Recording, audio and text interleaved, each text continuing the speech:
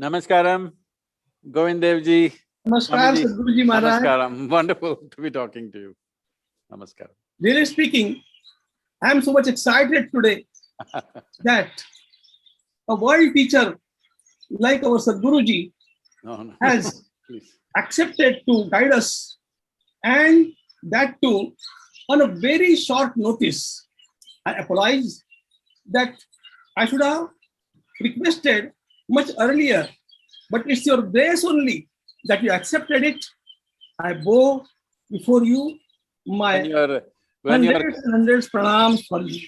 when you're continuing Krishna's work, how can I say no to you? It's the grace that you are showering upon us. Today, as Bhagwat Gita has said, Sadvidya pranipatena pariprashnena sevaya upadekshanti te jnanam jnaninas tattvadarshinaha. Those great seers guide you only when you offer your pranams at their lotus feet and ask some questions. We, for last 6 months, during this COVID period, are working. Really speaking, we have been working for 36 years for this cause, but it was never online. But this COVID has compelled us to come online, and it has turned like a miracle. We reached around 80 countries, and more than 1 lakh kids, almost kids, some parents have learned by heart 2 chapters from Bhagavad Gita. Wonderful. This is being done by selfless workers who are not paid at all. They are all only honorary workers. They are Krishna Bhaktas, they are the Karyakartas only. And we are doing this through 11 languages. And today, it's grace of God that we have found a world teacher like you to guide us. In the beginning,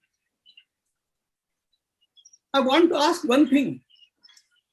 From the beginning, we have emphasized upon one thing, that we may read Gita from any language, from any translation. But when chanting, we should emphasize only on the Sanskrit text, because they are the words that have come from the lotus mouth of Bhagavan Krishna, and therefore they are like mantras.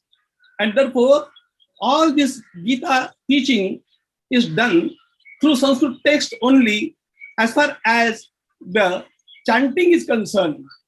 For explanation, we use all the languages. With folding hands, I am asking a question. Are we right in giving that emphasis on the Sanskrit original Gita text? That should be clarified by you. Your clarification shall be a great guidance for us. See, at a time like this, as you said, there has been a pandemic and second wave, third wave is coming in many countries, and the UN agencies are predicting a mental health pandemic, a suicide pandemic. A massive number of people are committing suicide. For example, in the year 2020, in Japan, more people committed suicide than they died of COVID infections.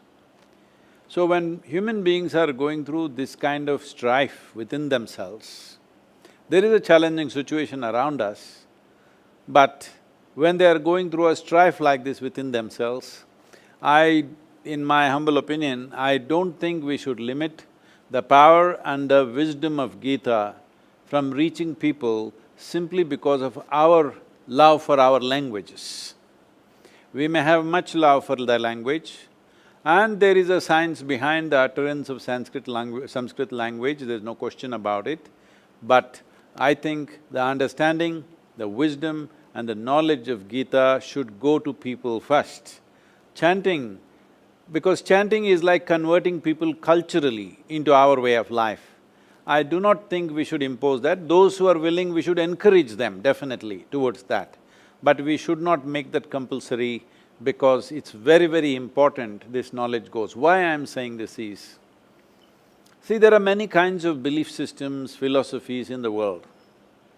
But in my opinion, I clearly see this, that for the next generation of people, this… in India, our way of looking at things is we look at the divine as an empowerment for us so that we heighten ourselves and function at a higher level. The most important aspect of Krishna's teaching, I am not see, I myself cannot read or speak Sanskrit, I am an ignorant person. In front of you, you're all scholars. So, I would be restricted by this. So in my opinion, for me, the most significant aspect of Gita is the Vishwarupa Darshana that Krishna bestows on Arjuna. Whatever he spoke, how much ever wisdom was there, still Arjuna went on asking questions because this is the nature of human mind, it will go on investing in more doubts and more… picking more and more loopholes somewhere. But the moment he shows him who he is in terms of his inclusiveness, how the whole existence is a part of himself, and he is showing this because he also wants to convey to Arjuna and everybody in the world that this is your nature also. If you are willing, if you open up your… the dimension of your existence, you could experience everything as yourself. For me, that is the only thing that's been my guiding post, that ultimately the word yoga means union. For me, the ultimate expression of yoga is Krishna, because he displayed it. The most crucial aspect of entire teaching is that he is able to show Arjuna that the entire universe, irrespective of plants, animals, this, that, planets, everything is a part of me, because this is the nature of human consciousness. This rising of human consciousness or raising of human consciousness is very, very important, because morals, values, ethics all stand by us when things are going well. When there is crisis or when there is mortality hanging in front of our face, the only and only thing which takes us beyond that is really human consciousness, which is all-inclusive, and this is what Krishna represents for me. So in that sense, this must reach maximum number of people. Anything that impedes this reach must be taken away. As you said, this online thing has been a miracle, that what you cannot do physically, suddenly now, why if you could reach 10 people physically, now you're reaching 1,000 people online. But this can be multiplied in such a way, if you translate this into 30 different languages in the world, you can reach billions of people, and that is more important for me than sticking to the language. Language has its power, language has its significance, but above all, people understanding there is a universal way to exist is more important for me than the language. We shall certainly follow this advice and shall try to reach utmost people. Can I ask one more question? Yes, sir. Today, we want to know what can be the essential message for global youth from Bhagwat Gita. If we want to look at something as a message, I think the most significant message of not just Gita, Krishna's life as a whole is… see, in many ways his life is full of strife. There are so many wars, there are fights, there are people who are extreme levels of evil intentions and actions. So his life in many ways is full of strife and challenges. Our pandemic challenge is nothing compared to the challenges that he faced in his life. So even though all others, the Pandavas, the Kauravas and various other parties who are involved in this drama, they all suffered immensely either because of anger or hatred or anguish or shame, many things happening to everybody. But Krishna was one person who went through this entire serious drama very virulent drama, if you ask me, and a terrible war and everything, with a big smile on his face, playfully. So the most significant aspect of life is to be involved, to be absolutely involved. At no point did he show that I am not involved. At every point, in every small thing and big things, trivial things and significant things, in everything he is involved absolutely, but absolutely playful, unentangled, involved but not entangled. I think this is the most important thing that needs to happen to human beings, particularly the next generation of youth. They must understand involvement does not mean entanglement. You can be absolutely, totally involved in everything in your life, but unentangled. In my understanding, in my experience of life, I think that is the most significant aspect of Krishna and his teaching, because to go through life playfully, to carry life, the most serious aspects of life, lightly in your life, because after all, we are here for a brief amount of time. We are not permanent dwellers here, we are mortal human beings. Today we are there, tomorrow we'll be gone. We need to learn to handle this life lightly, then we will do appropriate things. The moment we get serious about everything, then we become sick. See, at least in India, the way we speak English language, if somebody says, my grandmother is serious, we understand that she is dying. So, if people have become serious, they must understand they are moving away from life towards death. I think most important aspect of Krishna's message is, it's life, life and life. While listening to this reply, I just remembered that our Sadhguru Maharaj is himself an example of this. I had always got great respect for Sadhguruji, but it reached its ultimate height when I came to know that he has started the movement for the freedom of Hindu temples in Tamil Nadu. Today, he is involved in the whole movement. We assure that we are all with you, and we desire to start the movement for the whole of India. But at this point, what I remember is Sadhguruji is involved but not entangled in the movement, and therefore he is just setting an example before us, in front of us, for how to live the life. It's a very great message for the global youth. This is a very important thing, because see, the basic infrastructure in this country which kept the Hindu way of life alive, because Hindu way of life is not run by one head somewhere, there is no one belief system, there is no one book, there is no one principle. Everything is entertained and everything is respected and regarded. The variety of spiritual processes, all of it has been respected. Karma, Gnana, Kriya, Bhakti, everything on the same platform. We are not separating those two as one superior to the other.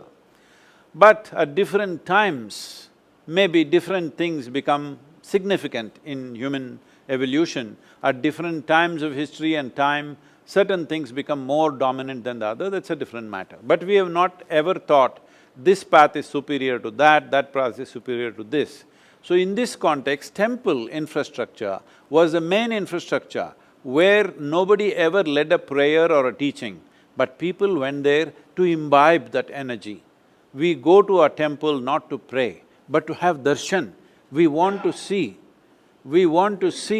and imprint that divine image within our hearts and come out. We are not going there to pray, we are not going there to petition God. He need not talk to us, He is silent, but we want to take His image into our hearts. This is the nature of the Hindu temple. But now, to keep this as a vibrant image, the murti, to keep it alive, there are many processes. When these processes are run by people who are not involved, who are just government employees, well, these processes are all dying As the government has admitted over 12,000 temples, there is no puja happening, even one puja is not happening. 37,000 temples, their income is less than 10,000 rupees per year. And 34,000 temples, there's only one person in the temple doing puja, maintenance, security, everything one person, and he's paid 1,500 rupees, 30 rupees per day, something like that. So, when this is the condition, I feel devotees must take into charge, but for this everybody needs to come together. I am seeing that I am receiving a lot of abuse now myself, and they're not even sparing my mother, they're abusing everything. And unfortunately, what I see is very strong devotees, genuine devotees are also misguided by certain vested interests, and there's a lot of reaction. It is very important that we present ourselves with a single face, not one against the other, because this has cost us enormously in the past. Enormously in the past, through the invasions, through occupations, we have paid a huge price, at least in free India. We are going to complete 75 years of independence. It is time we come together as one force. It is not necessary. We are not made like this in the Hindu way of life. You have to agree with me, I have to agree with you, not necessary. There may be many things I don't agree with you, many things you don't agree with me. This is perfectly fine. We need to understand Krishna's life is an example. Though he is standing there as a divine embodiment, still Arjuna can ask him 100 questions. He is not telling him, just shut up and listen to me. He is answering every question, all right? So this is the nature of our culture. It is not necessary we have to agree with each other, but still we must understand the fundamental purpose is same. So we should not go in divergent ways, which unfortunately is happening in the country. I hope we come to our senses and function as one unit, because the demographics of the nation is changing in such a way. At this time, I am not even thinking of my culture, your culture in that sense. I am seeing that this is the only culture which allows seeking for truth. Everywhere else, everything is written down, you either believe it or you're dead kind of attitude. Here, even if God himself comes, we can question him. Where else is it possible that you can question God, you can ask 100 questions to God, where else is it possible? This is the only culture.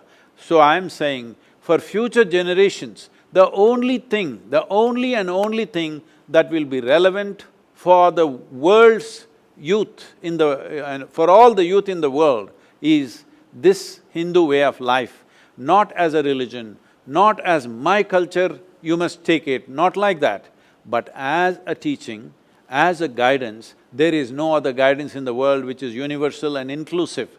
Let us keep it inclusive and universal. Let us not make this you versus me, because there is no you versus me. You can worship a stone, I can worship a tree, but both are devotees. This is the nature of our culture, we must keep it that way.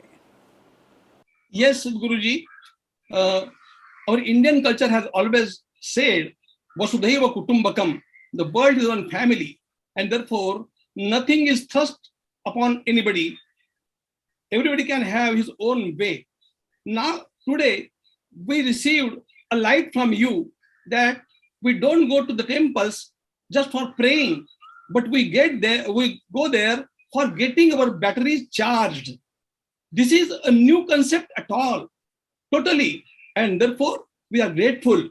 And people may abuse or people may say anything, but we all are your followers, and what you are doing for this country, for this nation, and for the humanity at large is quite necessary today, and we shall try to follow your footsteps, definitely. Govindgiriji, I am not talking about abuse as a problem for me, because I am made like this, neither somebody's abuse nor praise either rises me nor puts me down. I am who I am for what I am. That is not the issue. But the problem is, right now there is an express need in the world, as you are doing, spreading the Geeta teaching through online for 1 lakh people, whatever. 1 lakh people is not enough, 1 billion people, 5 billion people needs to happen. If this needs to happen, it is important that we don't get against each other and unnecessarily impede the work. Because in this generation, if we don't do it, our own youth will lose it. Once our own youth have lost it, you can't take it to the rest of the world. I very strongly feel, if this spiritual seeking has to live, we have a significant responsibility in the next 20 to 25 years. If we don't do this work, after that it could be very late to revive that. All of us are committed for this cause and we shall take it ahead, definitely. Can you please guide how Bhagavad Gita can be useful in these days of pandemic for all the people? See, I am not an expert on the Gita as you are, Swamiji, but in my understanding… Whatever you are speaking is Gita only. This is what my being sings within me. I've unfortunately not spent, because I got all Western educated, I did not go into the scriptural studies in any way. But in my understanding, what I see is, when you say Gita, we are not talking about a song that somebody sings. We are talking about a song that our soul sings. My body and your body may sing different songs. My mind and your mind may sing different songs.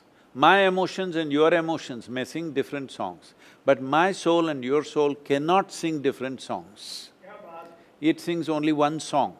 Great. And in whatever ways they have tried to put it into language, because putting this into language is not easy. I personally feel it's almost nearly impossible. You can talk around it, the real song can never be put into words.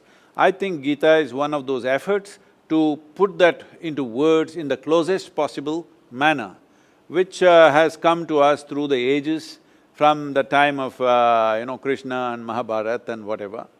So, in this context, what is the most important thing? Simply means this. Well, Krishna is an embodiment of yoga for me, because you can only be playful even when there is life and death situation, not just for you, for everybody who's dear to you, there is life and death situation, you are still playful. This is only possible if you are well established in yoga. If you are not well established in yoga, life situations will squeeze you, life situations will crush you, life situations will make you different kind of person in different situations. No matter life or death, still you are at ease and you're playful.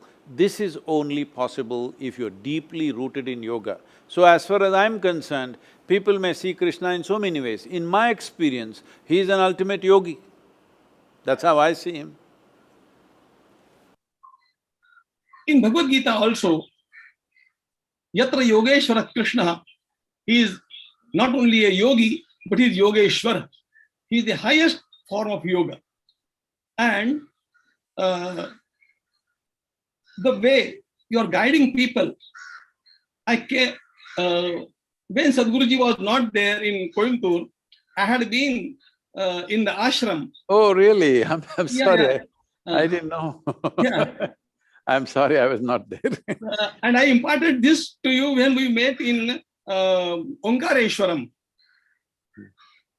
But what I'm saying today is, everywhere in every nook and corner of that ashram, we saw that you have tried to protect our Indian vision, our Indian culture, totally. This is the great challenge, and the wisdom that has come from ages, it has been not only imparted intellectually, but people are given, the kids are given that atmosphere that so that they can be molded that way. We are trying to do the same thing, Sadhguruji, and therefore we shall require your guidance for this humble work many a times, not just once. Today we are very much grateful to you that you have given so much of time and showered your grace upon us, but yet we are thirsty.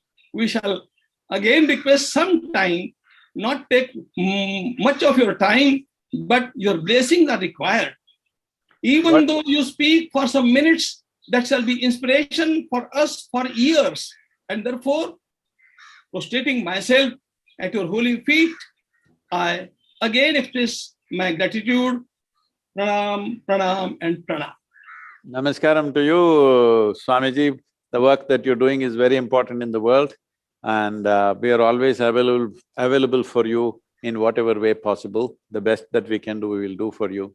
Namaskaram and thank you very much. Namaskaram.